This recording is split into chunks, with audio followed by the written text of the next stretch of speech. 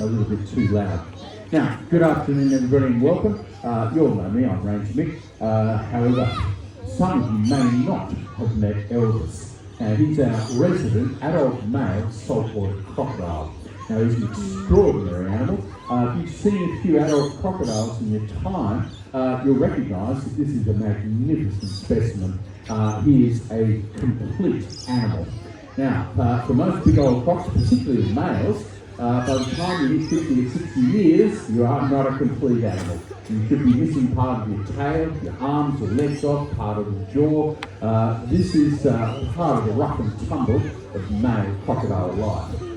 When you're under 3 metres long, you're looking over your shoulder the entire time because the larger male is going to try and kill you and eat you.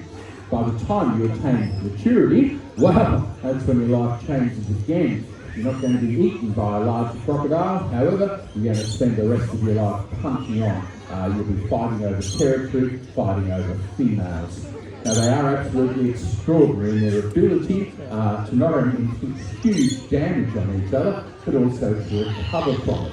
And crocodiles often tend to lie in a dirty old billabong, filthy dirty. They've had an arm amputated or torn off. Not only will they not bleed to death, they can vasoconstrict, so they'll stop the amputation from bleeding, but they also heal up without any infection.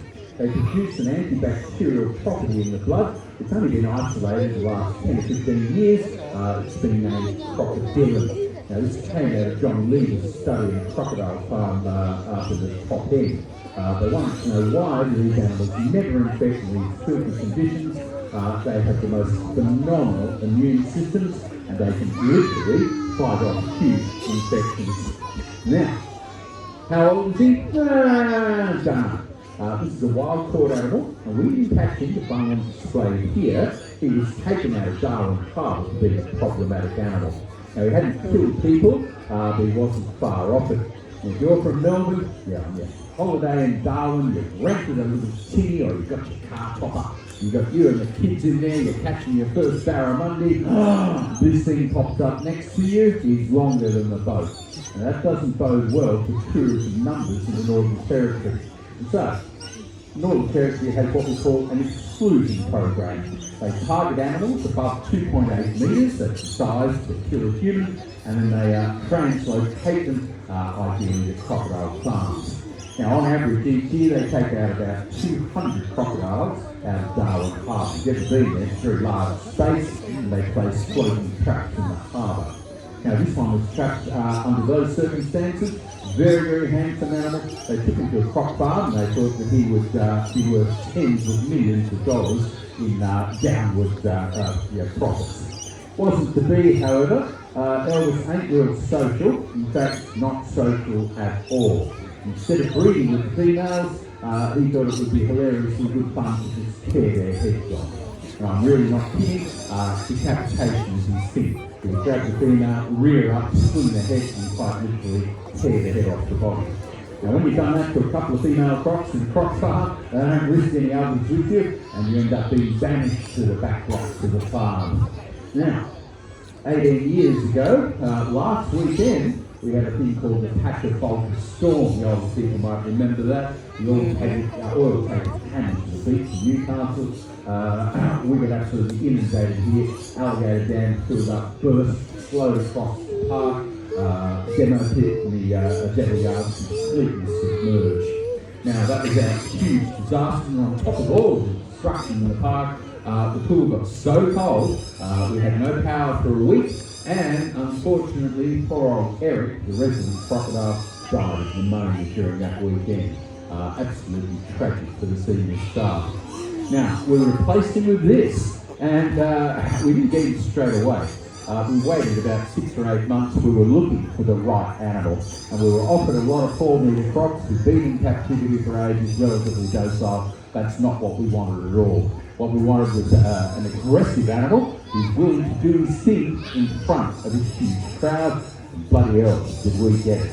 Now, when we moved him here, standard procedure for an animal like this, transport him here. If you're lucky, he's alive when he gets here. Many of them die in transit. Standard procedure, put him in the water. He probably won't come out of the water for about 4 weeks. don't try and feed him until 6 weeks have passed. Well, we put him in on a Friday night, we come in here on Saturday morning, he's sitting out on the land, completely wrong. And we thought, what the hell, let's try and feed him, and he went bananas. And so we looked at each other and thought, bloody hell, what have we done? Now, that was 18 years ago, and believe it or not, he's got worse, not better in that time. Crocodiles are creatures of habit, they learn routines, and he knows everything about the sea and the star. There's only 4 of us who feed him, he knows absolutely everything about us. From our faces, our voices, he can tell if you've got a cold, you've got a crook ankle, he'll target you. That's how astute he is when it comes to observing his environment. Now, crocodile's whole evolution is all about stealth and being undetected. Now have a look, that's a half ton of animal, he weighs just on 500 kilos. Look at him moving through the water, absolutely no indication on the surface that he's there. Now, if you're a naive animal, and a crocodile bearing river around top end, 0 visibility, you have absolutely no idea that an animal this size is right at your feet. Now, in the old days, they used to think that people got chased out of the water by crocodiles. Actually, no. Crocodiles attack in or very close to the water's edge. If you're 30 or 40 metres back, you are relatively safe. Now, I've got a couple of bits of food for him today. We're going to come around out. Now, he hasn't eaten since the weekend. And last weekend, we were double feeding him for the Harvest Trail promotion thing. Now, how he's going to go today, I'm not quite sure. So, what I've got for it is one of his favourite things. He loves to eat chicken. He's not real big on feathers. So, I've got a chicken that is feather-free. Now, I'll bring him around this side. And what we'll do, I'll give you one piece on the edge here, and then we'll bring it back around this side and we'll try and walk him out of the water a little bit. You think he's big now, when he comes out of the water, he is substantially larger. Alright, now have a look what's happening here. See his behaviour's changed. He's not hiding anymore. He doesn't care that you can see him. Now, we'll bring him around. What we really want him to do for you, and I don't want to mention it because when you do, he doesn't do it. I'd like him to smack his choppers together, and it makes this rather unholy sound. Now, most people think the sound is the teeth striking together, but actually they don't. The teeth pass between each other. And the reason, quite simply, is that he's got such massive jaw pressure that if his teeth were alive, he would shatter his own teeth when he slams the door shut. Now he's stalling a little bit. Let's see if we can bring him around.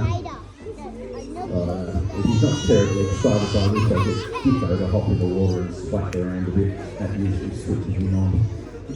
You up to that, are you? Right. No worries. Now we'll bring him to the edge, and he's not powering. I don't know quite what he's going to do.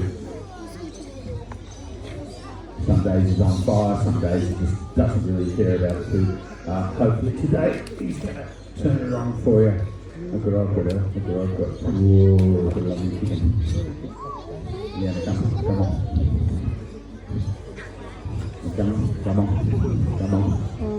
Come on.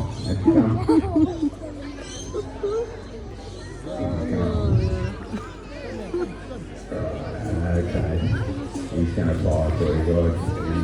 Here we go. Come on. He's quick. Now, he didn't get the jaw pop, but you can see just how quick he is. Now, you might notice he would be head sideways. Most people think crocodiles attack forwards. It's actually sideways. It's almost impossible for him to grab me from this position. Walk sideways, parallel, bang, dead where you stand. Right, now, most of the books will tell you that crocodiles can't reverse. Now that's certainly not true. You can reverse into the water, but I want you back in now, mate, or you won't get your second piece. Come on now, you going to come? He can bloody reverse. He's just refusing to reverse. Alright, come on now, come on. Alright, there we go, reverse a crocodile. Excellent stuff. Right, now we'll bring you around the other side. We won't sit around too long. It looks like it's going to rain. Now, we often get asked a lot about him. Would he kill you if you had the opportunity? The answer is yes. He will not hesitate. Being a crocodile, none of those higher order emotions like your dog or your cat. So no love, compassion, respect, no mercy, none of that sort of stuff. Opportunistic feeder. If he has the opportunity to grab me, he will certainly take it. And oddly enough, he doesn't have to grab you on the body, kill you, just your hand will be sufficient. Now he's not going to tear your hand off, he's going to pull you into the water, sink to the bottom, and drown you. That's how he would drown a buffalo or a large animal. Very efficient way of killing a large mammal with minimal risk. So, grab you on the foot, grab you on the hand, you're as good as dead. That's how dangerous this animal is, and he will not hesitate. He won't hesitate for a split second. If you're in a position, he will grab you. And when he comes out of the water to feed, the reality is, I'm sure some of you can already appreciate this, it's not really about the chicken, he's coming out to grab whatever's in front of him. So our job is to get the food into his croppers. If you don't, then you are the food. Simple as that. So, he ain't tame, he's not trained. Right, now once again we'll bring him out. Here he is, across the top of the water, there's no hiding now. And ideally, we might see if we can get that jaw pop for you. Alright, coming out, come on. It's a bit easier for him to get out of the pool on this side, and as you can see, he ain't stopping. So, you're going to go, come on, Right, that's what we want, guys. Now, that's the jaw pop, that's the bone in the lower jaw, striking the bone in the top. And we're going to go one more time. Yep. Right, there we have it, mate. Beautiful stuff. Right, yeah, there you have it, guys. Give him a round of applause. He really does.